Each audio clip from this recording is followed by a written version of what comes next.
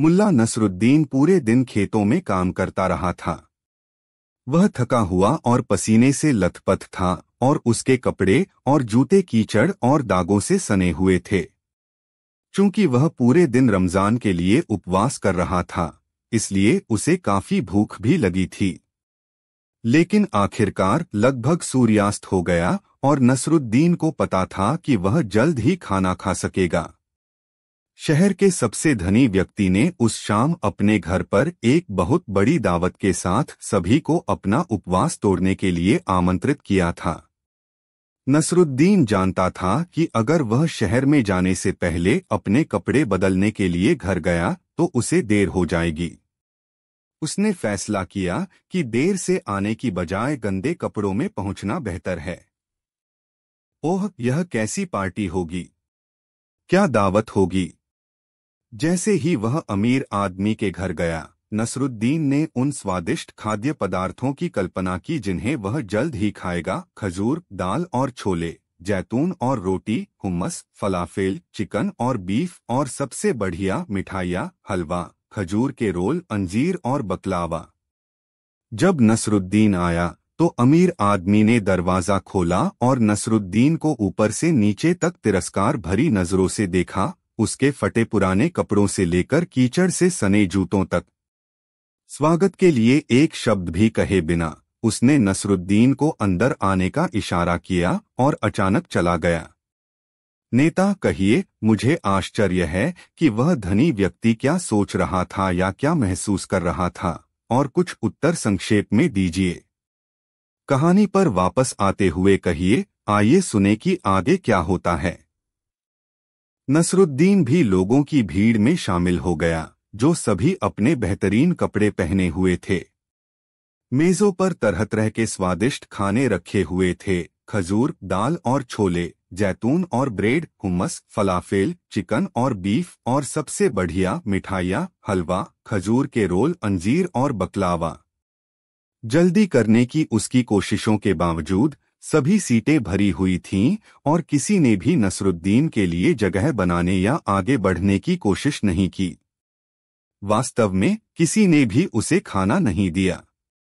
उसे अपनी प्लेट में खाना लेने के लिए लोगों के बीच से हाथ बढ़ाना पड़ा। कोई भी उससे बात नहीं कर रहा था। ऐसा लग रहा था जैसे वह वहां था ही नहीं। नेता रुकें और कहें, मुझे आश्चर्य है कि नसरुद्दीन इस बारे में क्या महसूस कर रहा होगा। संक्षेप में कुछ उत्तर लें। दूसरे मेहमानों ने उसे इस कदर नजरअंदाज किया कि नसरुद्दीन अपनी प्लेट में रखे खाने का मजा ही नहीं ले पाया, चाहे वह कितना भी बढ़िया और स्वादिष्ट क्यों न हो। दरअसल कुछ निवाले खाने के बाद ही नसरुद्दीन इतना असहज हो गया कि उसने वहां से जाने का फैसला कर लिया। वह जल्दी से घर गया और अपने सबसे अच्छे कपड़े पहने, जिसमें एक सुंदर कोट भी शामिल था। नेता, घिसे पिटे कपड़े उतारकर कोट या शॉल पहन लें।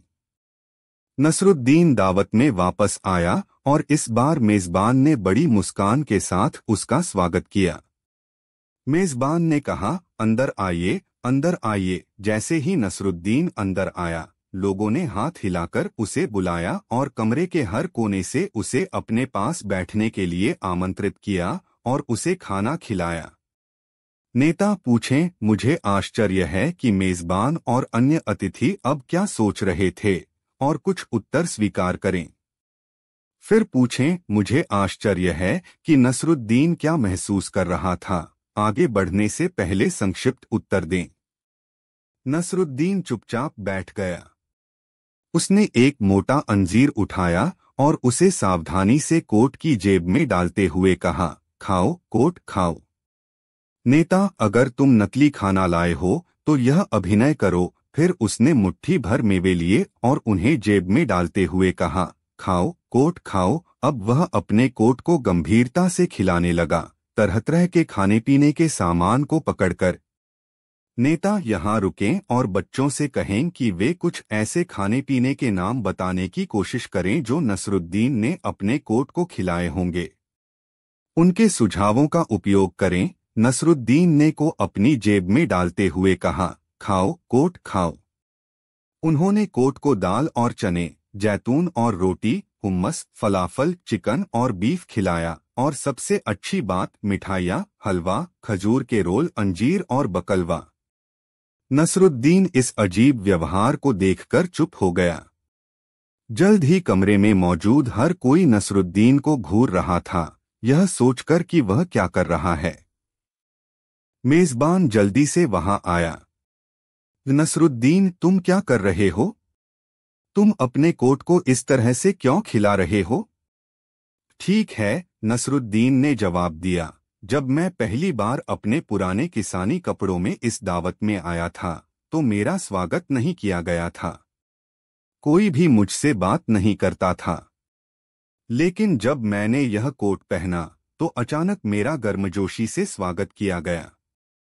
इसलिए मुझे एहसास हुआ कि इस पार्टी में मेरा स्वागत नहीं किया जा रहा था, बल्कि मेरे कपड़ों का स्वागत किया जा रहा था। और इसलिए मैं अपने कोट को खिला रहा हूं। कहानी 2। एक दिन की बात है। मुल्ला नसरुद्दीन अपने गांव के बाजार में घूम रहा था। उसका कबाब खाने का मन हुआ और वो कबाब की एक दुकान पर पहुंचा। वहां उसने देखा कि ढेर सारे लोग एक भिखारी को घेर कर खड़े हुए हैं। भिखारी हाथ जोड़े, सिर झुकाए, घुटनों के बल बैठा हुआ कबाब वाले के सामने गिड़गिड़ा रहा है। यह नजारा देख मुल्ला नसरुद्दीन हैरान हुआ। उसने कबाब वाले से पूछा, क्या हुआ जनाब? इस तरह यहां भीड़ क्यों लगी है? और इस शख्स ने क्या किया है? ये इस तरह क्यों गिड़गिड़ा रहा है? कबाब वाला बोला, कुछ देर पहले ये भिखारी मेरे पास आया और इसने मुझसे मेरे चूल्हे पर अपने साथ लाई रोटी सेंकने की इजाजत मांगी। मैंने इजाजत दे दी, लेकिन इसने मेरे चूल्हे की जगह मेरे तवे पर रोटी सेकी। उस तवे पर कुछ देर पहले मैंने कबाब बनाया था। इस कारण कबाब की खुशबू इस भिखारी की रोटी में चली गई। मैं उस खुशबू के पैसे मांग रहा हूं। ये दे नहीं रहा। सारी बात जानने के बाद मुल्ला भिखारी से बोला, क्यों तुम्हें पता नहीं है कि हर चीज का मोल होता है? जब भी दूसरों की वस्तुएं इस्तेमाल की जाए तो उसका मोल चुकाना पड़ता है। तुम्हें भी चुकाना पड़ेगा। मुल्ला की बात सुनकर कबाब वाला बहुत खुश हुआ। भिखारी यह बात सुनकर अपने कुर्ते की जेब टटोलने लगा। उसकी जेब में कुछ सिक्के पड़े थे जो उसकी दिन भर की कमाई थे। उसने वे सारे सिक्के निकाले और कबाब वाले की ओर बढ़ाने लगा। तब मुल्ला ने उसके हाथ से सिक्के ले लिए और बोला, तुम्हारी तरफ से मैं इन्हें ये सिक्के दे देता हूं। भिखारी ने सारे सिक्के मुल्ला के हाथ में दे दिए। मुल्ला उस सिक्कों को कबाब वाले के कान के पास ले गया और खनखनाने लगा। उन सिक्कों की खनक सुनने के बाद कबाब वाला बोला, अब जरा मुझे ये सिक्के हाथ में लेने दो। नहीं जनाब, इस भिखारी ने आपके कबाब की खुशबू ली थी, उसे खाया नहीं था। इसलिए आप भी सिक्कों की खनखनाहट सुनिए, उसे लेने का हक आपको नहीं है। यह कहकर मुल्ला ने सिक्के वापस भिखारी के हाथ में दे दिए। कबाब वाले का मुंह उतर गया था। भीड़ मुल्ला की तारीफ करते हुए वहां से छंट गई। कहानी 3। नसीरुद्दीन की बड़ी कहानी, नसीरुद्दीन और बादशाह की परीक्षा। एक समय की बात है, एक छोटे से राज्य में एक बुद्धिमान और चतुर व्यक्ति मुल्ला नसीरुद्दीन रहते थे। उनकी कहानियां और चतुराई दूर दूर तक फैली हुई थी और सभी उन्हें अपनी समस्याओं का हल जानने के लिए सलाह लेने आते थे। एक दिन बादशाह ने सोचा कि उसे नसीरुद्दीन की असली बुद्धिमानी का परीक्षण करना चाहिए। परीक्षा का आयोजन। बादशाह ने अपने दरबारियों को बुलाया और कहा, हम नसीरुद्दीन को एक बड़ी परीक्षा देना चाहते हैं। उसकी चतुराई का स्तर हमें परखना होगा। उन्होंने दरबार में एक बड़ा प्रश्नोत्तरी सत्र आयोजित किया और नसीरुद्दीन को बुलाया। नसीरुद्दीन दरबार में पहुंचे और बादशाह के सामने खड़े हो गए। बादशाह ने सबसे पहले मुस्कराते हुए कहा, नसीरुद्दीन, तुम एक बड़े विद्वान हो, लेकिन आज मैं तुम्हारी बुद्धिमानी का परख करना चाहता हूँ। मैं तुम्हें 3 सवाल पूछूंगा और यदि तुम सही उत्तर दोगे तो मैं तुम्हें पुरस्कार दूंगा। लेकिन यदि तुम गलत जवाब दोगे तो तुम्हें कड़ी सजा मिलेगी। नसीरुद्दीन ने सिर झुकाकर कहा, महाराज, आपके आदेश का पालन करना मेरा कर्तव्य है। पहला सवाल। बादशाह, पहला सवाल यह है कि अगर एक आदमी अपने घर से बाहर जा रहा है और उसे रास्ता भूल जाता है तो वह क्या करेगा? नसीरुद्दीन ने तुरंत उत्तर दिया, महाराज, वह सबसे पहले वापस लौटेगा, क्योंकि जो रास्ता भूल चुका है उसे शुरुआत से ही सही मार्ग पर चलने की जरूरत होती है। बादशाह ने चौंकते हुए कहा, यह तो बहुत आसान सा सवाल था, तुमने सही जवाब दिया। लेकिन अगला सवाल थोड़ा कठिन है। दूसरा सवाल। बादशाह, मान लीजिए तुम एक नदी के किनारे खड़े हो और तुम्हारे पास कोई नाव नहीं है, तुम्हारे पास कोई भी वस्तु नहीं है और तुमको उस नदी को पार करना है, तो तुम क्या करोगे? नसीरुद्दीन ने मुस्कुराते हुए कहा, महाराज, मैं नदी के पानी में से एक पाव निकालता और दूसरा पाव रखता और धीरे धीरे मैं एक पाव के बाद एक पाव आगे बढ़ाकर नदी पार कर लूंगा। बादशाह हैरान हो गए। उन्होंने कहा, तुमने सही उत्तर दिया। लेकिन अब आखिरी सवाल, जो थोड़ा पेचीदा है। तीसरा सवाल। बादशाह, मान लीजिए तुम एक जंगल में हो और तुम्हारे सामने 2 रास्ते हैं। एक रास्ता अंधेरे में जाता है और दूसरा रास्ता रोशन है। तुम किस रास्ते पर जाओगे? नसीरुद्दीन ने तुरंत उत्तर दिया, महाराज, मैं दोनों रास्तों पर जाऊंगा। अंधेरे वाले रास्ते पर जाऊं तो मैं रोशनी की ओर बढ़ता जाऊंगा और रोशन रास्ते पर जाऊं तो मैं उसे और तेजी से तय करूंगा। दोनों रास्ते मुझे कुछ न कुछ सिखाएंगे। बादशाह की आंखें आश्चर्य से फैल गईं। वह चुपचाप कुछ देर तक नसीरुद्दीन को देखते रहे। फिर उन्होंने कहा, तुमने मेरी तीनों परीक्षाएं सही जवाबों से पार कर लीं। तुम्हारी बुद्धिमानी का कोई जवाब नहीं। सजा या पुरस्कार? बादशाह नसीरुद्दीन के जवाबों से इतने प्रभावित हुए कि उन्होंने उसे सजा देने का तो कभी सोचा ही नहीं, बल्कि वह नसीरुद्दीन को अपने दरबार का मुख्य सलाहकार बना लेना चाहते थे। बादशाह ने कहा, तुम्हारी चतुराई का कोई मुकाबला नहीं कर सकता, नसीरुद्दीन। तुम हमेशा मेरे साथ रहो और मुझे सही मार्ग दिखाओ। तुम्हारी जगह दरबार में है। निष्कर्ष। इस प्रकार नसीरुद्दीन ने न केवल अपनी चतुराई से बादशाह को हैरान किया, बल्कि यह भी सिद्ध कर दिया कि असली बुद्धिमानी सरलता और सही दृष्टिकोण में छुपी होती है। यह कहानी हमें यह सिखाती है कि जीवन में समस्याएं चाहे जैसी भी हों, उनका समाधान अक्सर हमारे दृष्टिकोण और सोच में छिपा होता है। नसीरुद्दीन ने अपनी चतुराई और सरलता से यह सिद्ध किया कि किसी भी मुश्किल का हल सही सोच से मिल सकता है। कहानी 4। एक दिन मुल्ला नसीरुद्दीन अपने गधे पर सवार होकर एक शहर से दूसरे शहर जा रहे थे।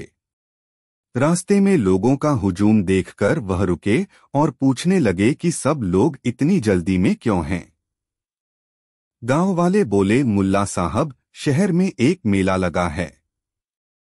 वहां तरह तरह के खेल, मनोरंजन और व्यापार हैं। हमें भी वहां जाकर मौज करनी है। नसीरुद्दीन को भी मेले की बात सुनकर दिलचस्पी हो गई। उन्होंने सोचा कि क्यों न गधे को भी साथ ले जाएं, ताकि जरूरत पड़ने पर उस पर सामान लादा जा सके। इसलिए उन्होंने गधे के साथ मेले की ओर रुख किया। मेले में गधा खो गया। जब नसीरुद्दीन मेला पहुंचे तो वहां की भीड़ देखकर चकित रह गए। मेले में घूमते घूमते उन्होंने ध्यान नहीं दिया कि उनका गधा पीछे छूट गया। जब उन्हें गधे का ख्याल आया तो उन्होंने इधर उधर देखा, लेकिन गधा कहीं दिखाई नहीं दिया।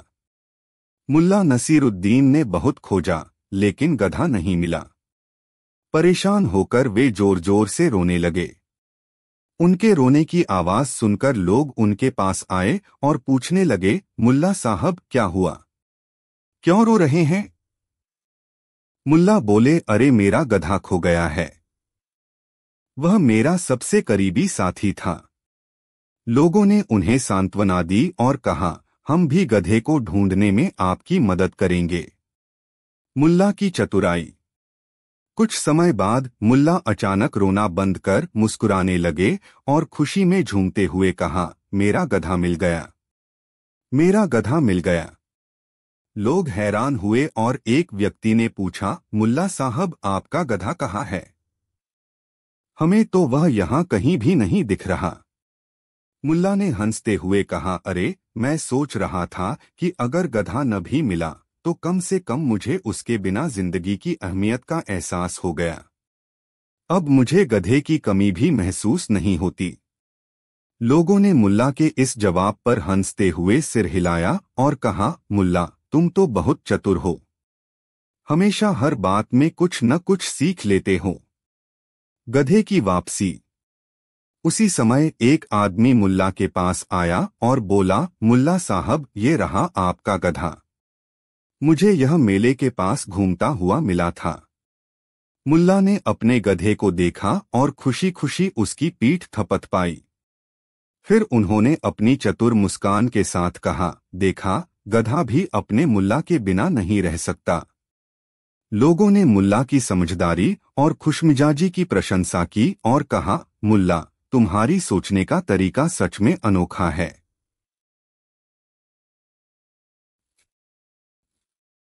अंत। इस कहानी से यह सीखने को मिलता है कि मुल्ला नसीरुद्दीन हमेशा मुश्किलों का हल बड़े ही मजेदार और अनोखे तरीके से निकालते थे। उनके लिए हर समस्या में भी एक हल होता था और उन्होंने जीवन को हमेशा हंसी और सीख के रूप में देखा। कहानी 5। एक दिन मुल्ला नसीरुद्दीन अपने पुराने दोस्त अहमद के साथ बैठे चाय पी रहे थे। अहमद बहुत समय बाद उनसे मिलने आया था, इसलिए नसीरुद्दीन ने उसे अपने गांव की सैर पर ले जाने का फैसला किया। रास्ते में दोनों कई मजेदार बातों में खो गए और एक गहरी चर्चा में लग गए। पहला पड़ाव, नदी के किनारे। चलते चलते वे एक नदी के किनारे पहुंचे। अहमद ने पानी की ओर इशारा करते हुए कहा, मुल्ला यह बताओ कि तुम इतनी सारी बातें कैसे जान लेते हो? जीवन के हर पहलू पर तुम्हारी कोई न कोई बात होती है। नसीरुद्दीन मुस्कुराए और बोले, दोस्त यह ज्ञान नहीं बल्कि अनुभव है। जितना तुम अनुभव करते हो उतना ही सीखते हो। जैसे यह नदी बहती है वैसे ही जीवन का अनुभव भी समय के साथ बहता है और हमें ज्ञान देता है। अहमद ने यह सुनकर सिर हिलाया और फिर दोनों आगे बढ़े। दूसरा पड़ाव, किसान का खेत। आगे बढ़ते हुए वे एक किसान के खेत के पास पहुंचे। किसान कीचड़ में काम कर रहा था और बहुत थका हुआ लग रहा था। अहमद ने कहा, देखो मुल्ला यह किसान कितना कष्ट में है। क्या यह कष्ट जीवन का हिस्सा है? नसीरुद्दीन ने जवाब दिया, बिल्कुल दोस्त। जैसे यह किसान मेहनत कर रहा है वैसे ही हमें भी अपने जीवन में मेहनत करनी होती है। लेकिन मेहनत का फल भी मिलता है, जैसे फसल काटने का आनंद। यह सब जीवन के रंग हैं। अहमद ने सहमति में सिर हिलाया और दोनों फिर से चल पड़े। तीसरा पड़ाव, बाजार की भीड़। कुछ देर बाद वे एक बाजार में पहुंचे जहां बहुत भीड़ थी। लोग सामान खरीदने में लगे थे और हर तरफ शोर मच रहा था। अहमद ने नसीरुद्दीन से पूछा, मुल्ला इतनी भीड़ और शोर शराबे में लोग कैसे शांति पाते होंगे? नसीरुद्दीन ने हंसते हुए कहा, दोस्त शांति बाहर की चीज नहीं है, यह हमारे भीतर होती है। जैसे इस बाजार में हर कोई अपने अपने काम में व्यस्त है वैसे ही हमें अपनी मन की शांति भीतर से ढूंढनी चाहिए। बाहर की भीड़ हमें भटकाती है लेकिन असली शांति हमारे भीतर है। अहमद इस बात से प्रभावित हुआ और बोला, तुम्हारी हर बात सचमुच सटीक होती है मुला। चौथा पड़ाव, पहाड़ी की चोटी।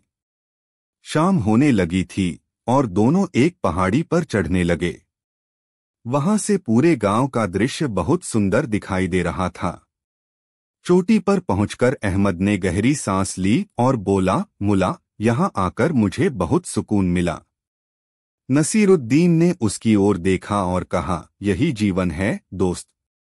कभी कभी हमें ऊंचाई पर पहुंचकर ही चीजों को सही तरह से देखना होता है।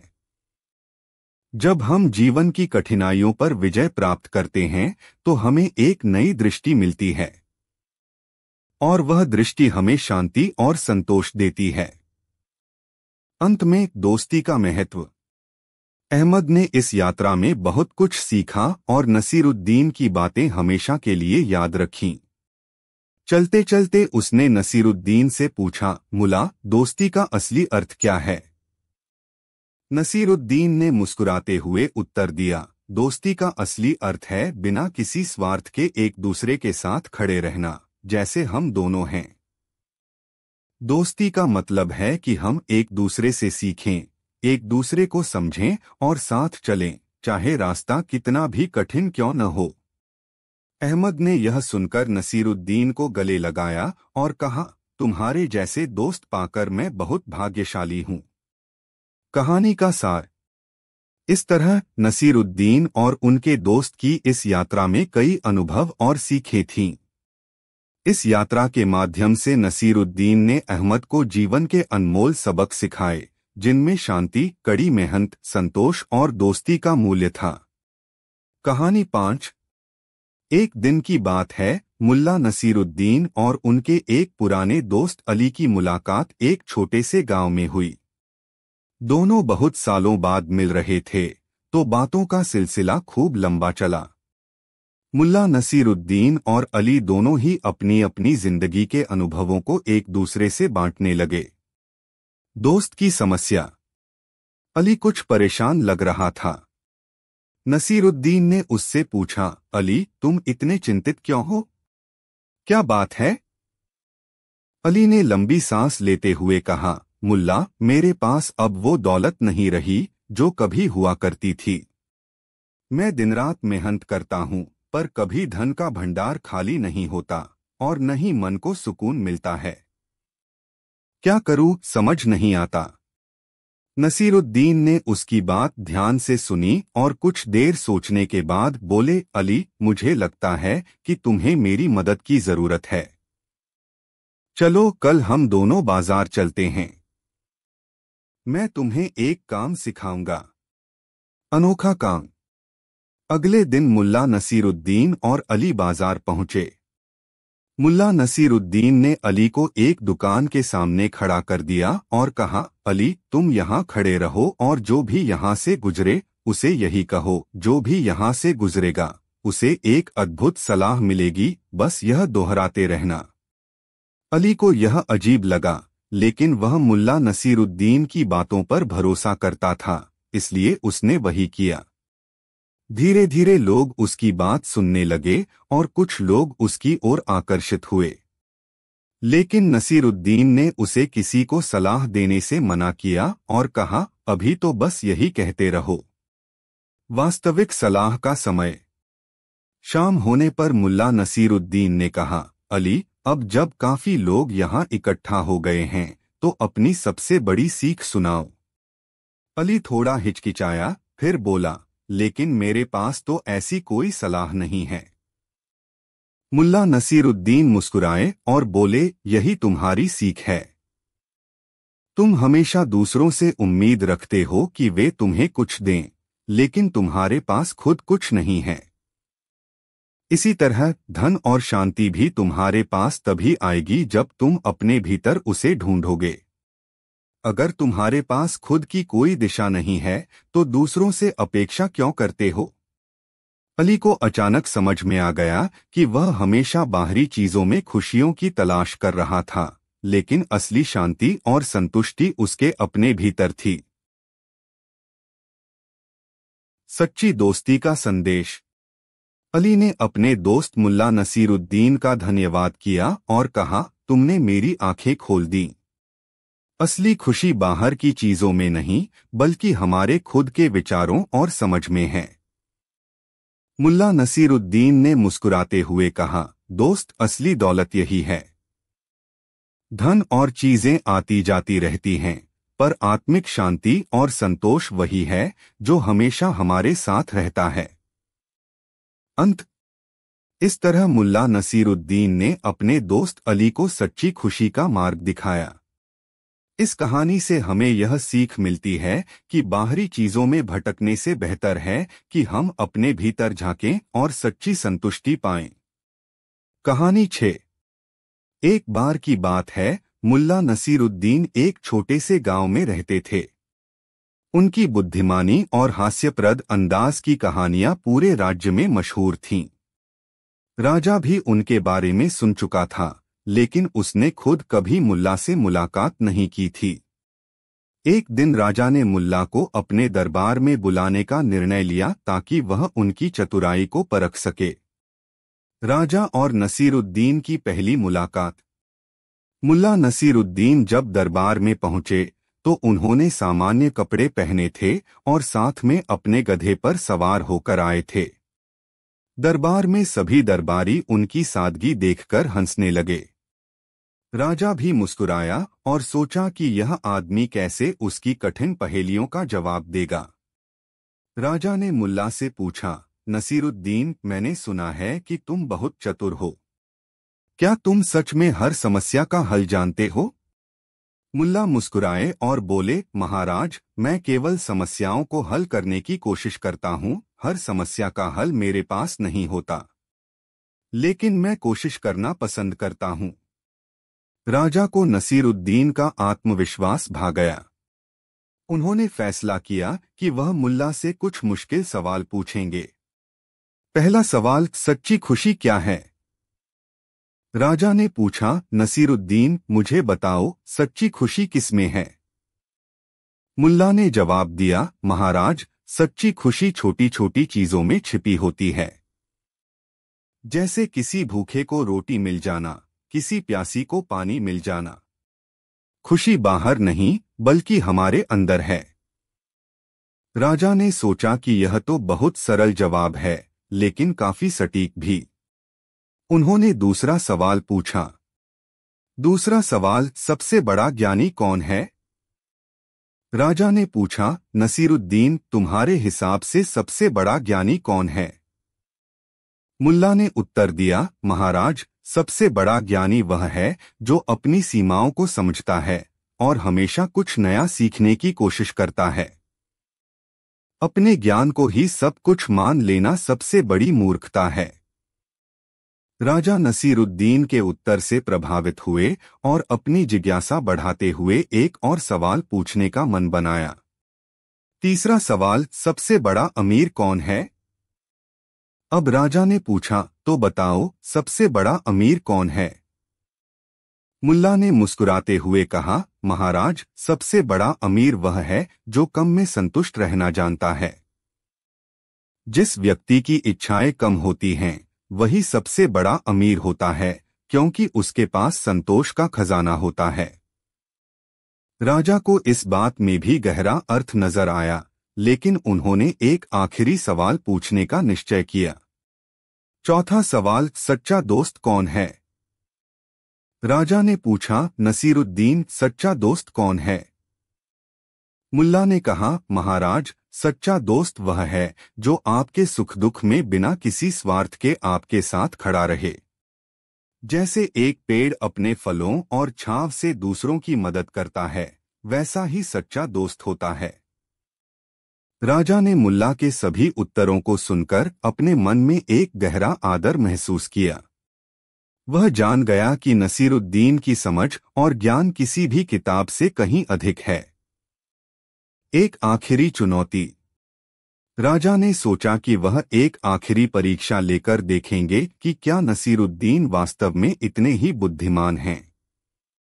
उन्होंने एक बड़ी चुनौती दी और कहा, मुल्ला नसीरुद्दीन, मेरे राज्य के लोग बहुत अमीर हैं, लेकिन वे अक्सर लालच के कारण एक दूसरे से लड़ते रहते हैं। क्या तुम उन्हें समझा सकते हो कि संतोष में ही असली सुख है? मुल्ला ने कुछ समय सोचकर कहा, महाराज, मैं इसे एक कहानी के माध्यम से समझाना चाहता हूँ। फिर उन्होंने एक कथा सुनाई। एक बार एक आदमी बहुत गरीब था, लेकिन उसने संतोष में सुखी रहने की कला सीखी थी। वह हर दिन मेहनत करता और शाम को जो कुछ भी मिल जाता उसी में संतुष्ट रहता। उसके पड़ोसी बहुत अमीर थे, लेकिन हमेशा एक दूसरे से लड़ते रहते थे, क्योंकि उनमें से हर कोई और अधिक चाहता था। एक दिन उस गरीब आदमी ने अपने पड़ोसियों को बुलाया और कहा, तुम सबके पास बहुत कुछ है, लेकिन खुशी तुम्हारे पास नहीं है। अगर तुम अपने हिस्से की खुशी दूसरों के साथ बांटोगे तो यह बढ़ती चली जाएगी। उसके बाद सभी ने उसकी बात मानी और आपस में बांटना शुरू किया। धीरे धीरे उनका आपसी मनमुटाव खत्म हो गया। राजा को नसीरुद्दीन की कहानी और समझाने का तरीका बहुत पसंद आया। उन्होंने दरबार में ऐलान किया, मुल्ला नसीरुद्दीन के उत्तरों ने आज मुझे भी नया दृष्टिकोण दिया है। मैं चाहता हूं कि हमारे राज्य के सभी लोग उनकी बातों से सीखें और जीवन को संतोष के साथ जीने की कला समझें। अंत इस तरह मुल्ला नसीरुद्दीन ने अपनी सरलता और बुद्धिमानी से राजा और दरबारियों का दिल जीत लिया। राजा ने उन्हें राज्य का सलाहकार नियुक्त किया और नसीरुद्दीन के ज्ञान से पूरे राज्य में खुशहाली आने लगी। मुल्ला नसीरुद्दीन की कहानियां और उनके उत्तर गांव-गांव में मशहूर हो गए और लोग उनके विचारों से प्रेरणा लेने लगे। कहानी 7। एक बार की बात है, मुल्ला नसीरुद्दीन अपने गांव के एक छोटे से घर में रहते थे। उनकी चतुराई और हास्य के किस्से दूर दूर तक मशहूर थे और गांव के लोग अक्सर उनसे सलाह लेने या उनका मजेदार अंदाज सुनने के लिए आते थे। गांव का गरीब आदमी। एक दिन गांव का एक गरीब आदमी नसीरुद्दीन के पास आया और बोला, मुल्ला जी, मेरी गरीबी ने मेरा जीवन मुश्किल कर दिया है। मेरे पास खाने के लिए कुछ नहीं है और मेरा घर भी गिरने वाला है। आप तो समझदार और चतुर हैं, कृपया मेरी मदद कीजिए। मुल्ला नसीरुद्दीन ने गरीब आदमी की परेशानी सुनी और कुछ देर सोच में पड़ गए। फिर वे मुस्कुराए और बोले, ठीक है मेरे दोस्त, मैं तुम्हारी मदद करूंगा, लेकिन पहले मुझे एक काम करना होगा। कल सुबह मेरे साथ शहर चलो, मैं तुम्हारे लिए एक योजना बनाता हूं। मुल्ला की योजना। अगली सुबह मुल्ला नसीरुद्दीन और वह गरीब आदमी शहर पहुंचे।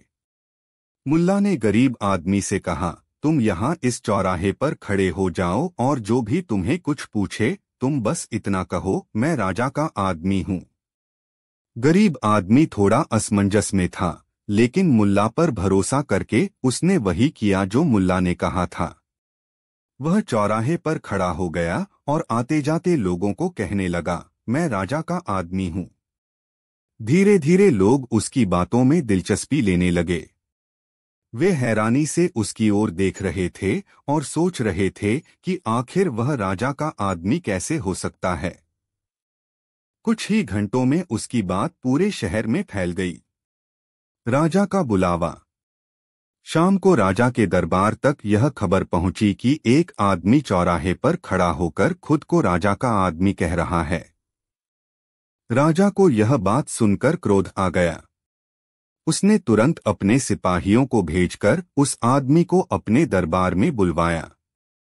जब गरीब आदमी राजा के सामने पहुंचा तो राजा ने गुस्से में पूछा, तुम कौन हो और क्यों कह रहे हो कि तुम मेरे आदमी हो? गरीब आदमी घबराते हुए बोला, महाराज, मैं तो एक गरीब आदमी हूँ। मुल्ला नसीरुद्दीन ने मुझसे यह कहने के लिए कहा था कि मैं राजा का आदमी हूँ। यह सुनते ही राजा का गुस्सा ठंडा हो गया और उसे नसीरुद्दीन की चतुराई समझ में आ गई। वह मुस्कुराया और गरीब आदमी से पूछा, अच्छा तो बताओ, तुम्हें किस चीज की जरूरत है? गरीब आदमी ने राजा को अपनी समस्याओं के बारे में बताया, घर की मरम्मत, खाने का इंतजाम और कुछ पैसे जिससे वह अपना जीवन सुधार सके। राजा ने उसकी बात सुनकर उस गरीब आदमी को मदद देने का निर्णय लिया। उसने गरीब आदमी को घर बनाने के लिए पैसे दिए, अनाज और कपड़े दिए और उसके लिए एक छोटी सी नौकरी की भी व्यवस्था कर दी। मुल्ला की चतुराई। जब गरीब आदमी खुश होकर अपने गांव वापस आया तो वह मुल्ला नसीरुद्दीन के पास गया और बोला, मुल्ला जी, आपकी वजह से मेरी जिंदगी बदल गई। आपके दिए उस एक छोटे से सुझाव ने मुझे सब कुछ दिलवा दिया। मुल्ला नसीरुद्दीन ने हंसते हुए कहा, देखो भाई, अगर मैं सीधे राजा से तुम्हारी सिफारिश करता तो शायद राजा तुम्हारी बात को उतनी गंभीरता से नहीं लेता, लेकिन मैंने तुम्हें वह कहलवाया जिससे राजा का ध्यान खुद ही तुम्हारी ओर खिंच गया। कभी कभी समस्या को हल करने के लिए सीधी राह से हटकर सोचना पड़ता है। अंत। इस तरह मुल्ला नसीरुद्दीन ने अपनी चतुराई से एक गरीब आदमी की मदद की और उसे सिखाया कि समझदारी और सही सोच से बड़ी मुश्किलें हल हो सकती हैं। इस घटना के बाद गांव के लोग मुल्ला नसीरुद्दीन की प्रशंसा करते नहीं थकते थे और उस गरीब आदमी की कहानी पूरे गांव में एक प्रेरणा बन गई। कहानी 8। एक बार की बात है, मुल्ला नसीरुद्दीन के गांव में एक अमीर जमींदार था। वह अक्सर गांव वालों से झगड़ता रहता था और छोटे मोटे बहाने बनाकर उनकी जमीन और संपत्ति पर कब्जा कर लेता था। एक दिन उसने मुल्ला नसीरुद्दीन के घर के पास एक पुराना कुआं देखा और सोचा कि उसे अपने नाम करवा लेना चाहिए।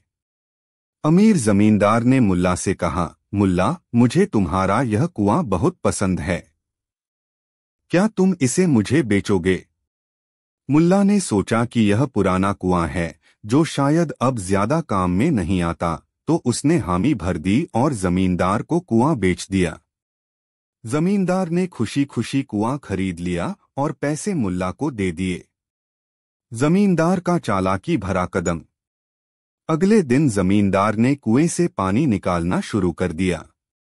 तभी मुल्ला नसीरुद्दीन वहां पहुंचे और बोले, अरे, तुम यह क्या कर रहे हो? यह पानी निकालना बंद करो। जमींदार ने हैरानी से कहा, लेकिन अब यह कुआं तो मेरा है, मैंने इसे तुमसे खरीदा है। मुल्ला मुस्कुराए और बोले, हाँ, तुमने कुआं खरीदा है, लेकिन मैंने तो सिर्फ कुआं बेचा है, उसका पानी नहीं। जमींदार को यह सुनकर झटका लगा और उसने नाराजगी से कहा, ये क्या बकवास है मुल्ला? अगर कुआं मेरा है तो पानी भी मेरा होना चाहिए। मुल्ला की चतुराई। मुल्ला ने हंसते हुए जवाब दिया, देखो भाई, मैंने तो सिर्फ कुआं बेचा है, पानी तो अब भी मेरा ही है।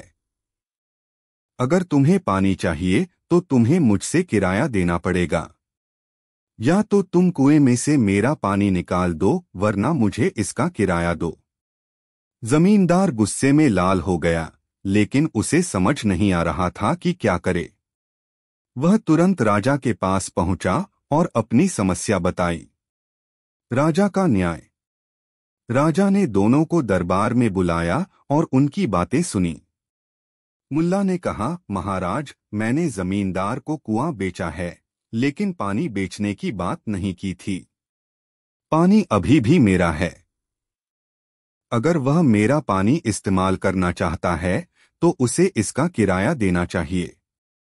राजा ने थोड़ी देर सोचा और फिर मुस्कुराते हुए जमींदार से कहा, मुल्ला सही कह रहे हैं, तुमने सिर्फ कुआं खरीदा है, पानी नहीं। अगर तुम कुएं में से पानी का इस्तेमाल करना चाहते हो तो तुम्हें किराया देना पड़ेगा, या फिर तुम मुल्ला का पानी कुएं से निकाल दो। जमींदार यह सुनकर चुप हो गया, क्योंकि अब उसके पास कोई और विकल्प नहीं था। उसने झेंपते हुए मुल्ला को किराया देना स्वीकार किया। अंत। इस तरह मुल्ला नसीरुद्दीन ने अपनी चतुराई से उस अमीर जमींदार को सबक सिखाया और गांव वालों को यह दिखाया कि बुद्धि के सामने चालाकी टिक नहीं सकती। इस कहानी से यह सीखने को मिलता है कि बुद्धिमानी और चतुराई से किसी भी समस्या का हल निकाला जा सकता है और हर बार ताकत या संपत्ति ही नहीं बल्कि समझदारी भी काम आती है। कहानी 9। नसीरुद्दीन के साथ एक बार एक ऐसी घटना घटी जिसने उनके चतुर दिमाग और हाजिर जवाबी को एक बार फिर से साबित किया। ये कहानी तब की है जब एक चोर ने नसीरुद्दीन के घर में घुसने की कोशिश की। नसीरुद्दीन और चोर का सामना। रात का समय था और नसीरुद्दीन अपने घर में आराम कर रहे थे। तभी उन्होंने खिड़की के बाहर कुछ हलचल सुनी। उन्होंने सोचा कि कोई जानवर होगा, लेकिन जब उन्होंने ध्यान से देखा तो उन्हें एक चोर दिखाई दिया। नसीरुद्दीन ने बिना किसी डर के उस चोर का सामना करने का फैसला किया और धीरे से कमरे में गए और खिड़की के पास जाकर आवाज लगाई, नसीरुद्दीन, ए दोस्त, तुम क्या कर रहे हो? चोर चौंक गया लेकिन तुरंत संभलते हुए बोला, मैं तुम्हारे घर से कुछ भी नहीं चुरा रहा हूं, मैं तो बस यहां से गुजर रहा हूं। नसीरुद्दीन मुस्कुराए और बोले, कोई बात नहीं, मैं समझता हूं। अगर तुमने कुछ लेने का सोचा है तो अंदर आओ, देख लो। चोर को लगा कि नसीरुद्दीन उसे बेवकूफ बना रहे हैं, लेकिन फिर भी वह घर के अंदर चला गया। नसीरुद्दीन ने उसे अच्छे से घर का हर कोना दिखाया और उसे चीजें उठाने के लिए प्रोत्साहित किया। चोर की हैरानी।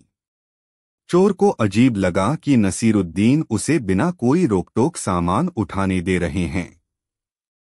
उसने धीरे धीरे घर की कुछ चीजें उठा लीं।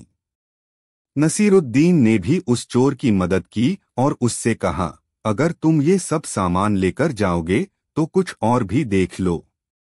चोर ने सोचा कि ऐसा मौका फिर नहीं मिलेगा और उसने घर की कई चीजें उठा लीं।